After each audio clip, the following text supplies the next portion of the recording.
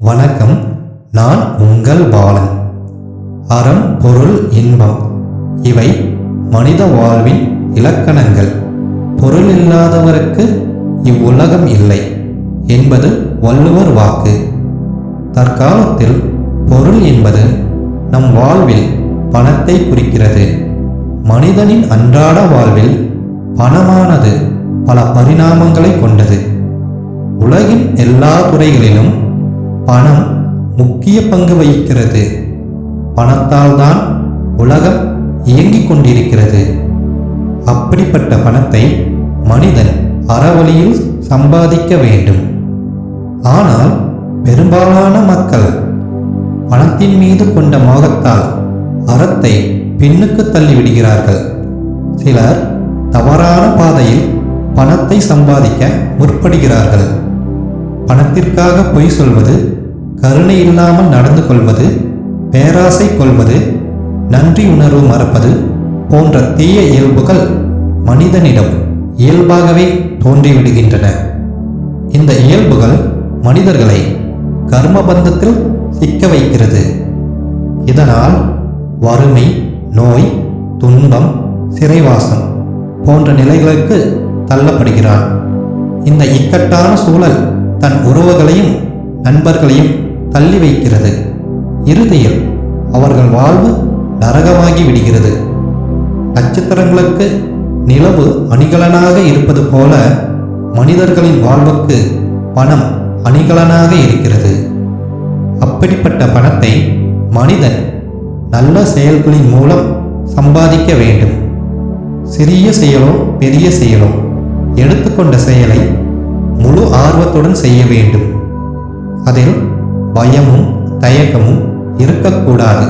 இவை தோல்விக்கான அறிகுறிகள். சந்தேகத்துடன் ஒரு செயலை தொடங்கினால் சங்கடத்தில் முடியும்.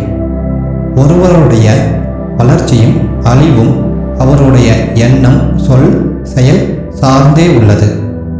சான்றோர்களிடம் நட்பு கொண்டால் நமது வாழ்வு ஒளிமயமாகும். அவர்களின் ஒவ்வொரு சொல்லும் நல்ல வாழ்வு தரும்.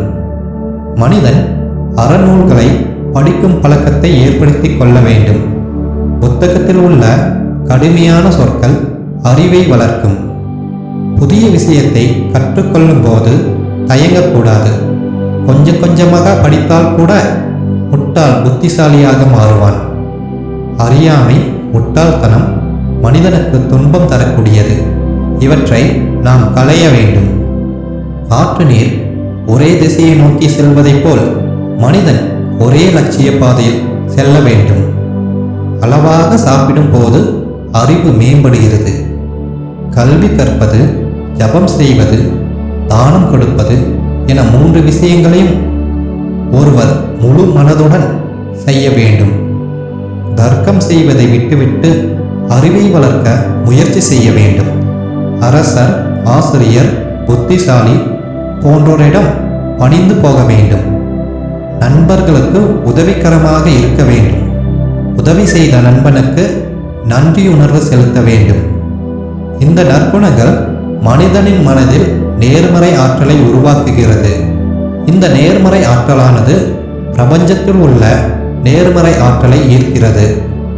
நமது எண்ணம், உடல், மனம், செயல் நேர்மறை ஆற்றல்களால் நிரம்பியிருக்கும் போது கடவுளின் அருளால் எல்லா நன்மைகளும் பிரபஞ்சத்தின் வாயிலாக நமக்கு கிடைக்கின்றன.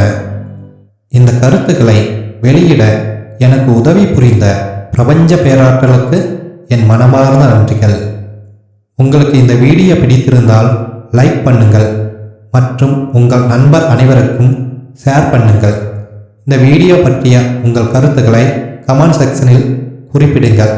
மேலும் நமது சேனலை சப்ஸ்கிரைப் பண்ணுங்கள்.